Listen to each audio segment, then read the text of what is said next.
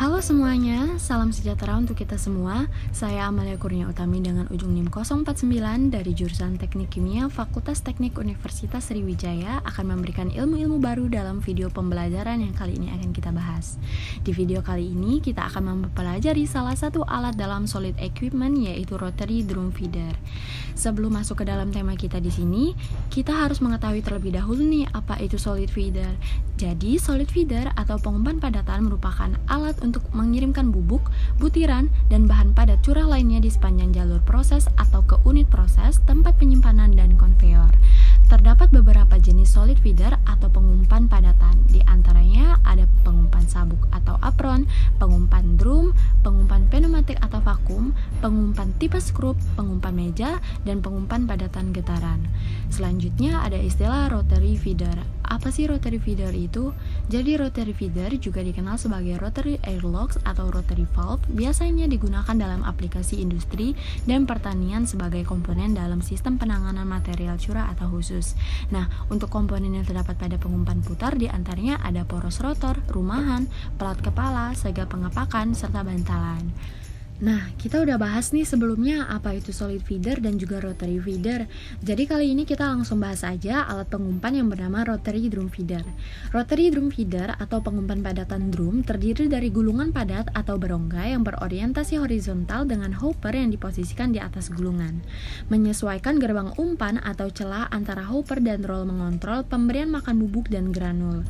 Bisa teman-teman sekalian lihat di video salah satu contoh bentuk alat serta skema alat ini.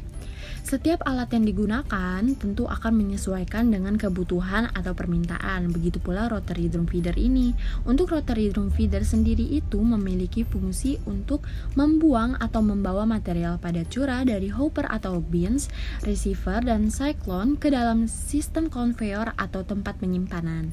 Untuk drum sendiri itu berfungsi untuk mencegah material curah mengalir keluar tetapi membuangnya dengan rotasi. Lalu, material atau umpan seperti apa sih yang cocok untuk penggunaan pengumpan ini? Nah, pengumpan ini hanya cocok untuk material dengan kemampuan alir yang baik, yaitu material yang tidak rentan terhadap eresi atau gumpalan. Contohnya itu ada batu bara, bubuk, kacang, butiran, semen, dan masih banyak lagi. Nah, kali ini aku bakal nunjukin beberapa contoh bentuk rotary drum feeder yang berbeda-beda. Pertama kita lihat bentuk satu terlebih dahulu yuk. Di bentuk satu ini kita bisa lihat terdapat sekat-sekat yang ada di dalam rotary drum feeder.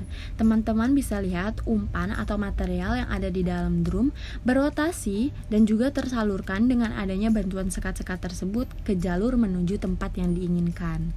Nah, lanjut yuk. Selanjutnya ada bentuk kedua.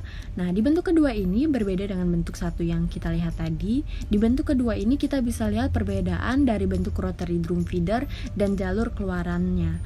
Di bentuk ini, drum feeder dirancang dengan celah-celah yang telah diatur untuk jalur keluaran dari rotary drum feeder ini. Lanjut ke bentuk 3. Nah, di bentuk 3 ini terlihat sangat berbeda ya dari bentuk 1 dan 2 tadi. Di sini proses masuk umpan tidak melalui hopper atau storage bin seperti sebelumnya, namun dimasukkan secara langsung mengikuti jalur yang mengarah ke rotary drum. Nah, selanjutnya kita akan bahas mengenai prinsip kerja rotary drum feeder ini. Pertama, padatan atau material akan dialirkan menuju sistem hopper atau bin. Padatan dialirkan menuju sistem dengan cara pemutaran, dan yang terakhir padatan menuju tempat penyimpanan atau tempat akhir biasanya adalah konveyor. Di sini bisa dilihat sedikit cuplikan proses kerja dari drum feeder. Bisa dilihat pertama umpan atau material dialirkan atau dimasukkan ke dalam hopper atau bin, kemudian berputar di dalam drum untuk diteruskan ke tempat penyimpanan akhir atau terakhir. Selanjutnya adalah dasar pertimbangan dalam pemilihan alat. Pertama, tingkat kapasitas output dan kualitas material. Seperti contoh bentuk-bentuk rotary drum feeder yang berbeda-beda yang sudah kita lihat sebelumnya, bahwa alat akan menyesuaikan material atau kapasitas output seperti apa yang kita inginkan. Kedua, kebutuhan dan perlindungan produk hampir sama dengan pertimbangan yang pertama, bahwa setiap material memiliki karakteristik yang berbeda-beda sehingga harus memperhatikan metode penanganannya. Dan yang terakhir ada kontrol dan pertimbangan khusus. Selanjutnya adalah prinsip perancangan rotary drum feeder.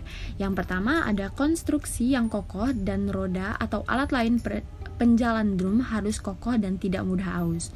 Kedua, perancangan material untuk drum atau gulingan dan jalur umpan atau material yang dialirkan. Ketiga, desain dan opsi tambahan yang menyesuaikan kebutuhan sesuai dengan permintaan atau request. Dan yang keempat adalah kecepatan aliran dan daya pada rotary drum feeder. Nah, kali ini kita akan membahas salah satu contoh perhitungan yang ada pada rotary drum feeder. Di sini ada rumus untuk mendapatkan nilai volumetric throughput of the drum feeder, yaitu Q sama dengan QT dikali NS.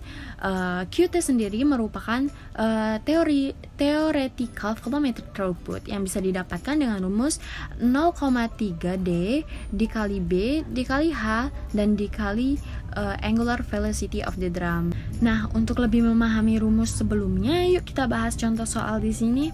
Contoh soal, calculate the volumetric throughput of a drum feeder with diameter of the drum is 1 meter, width of the drum is 1.5 meter, and angular velocity of the drum is 3.5.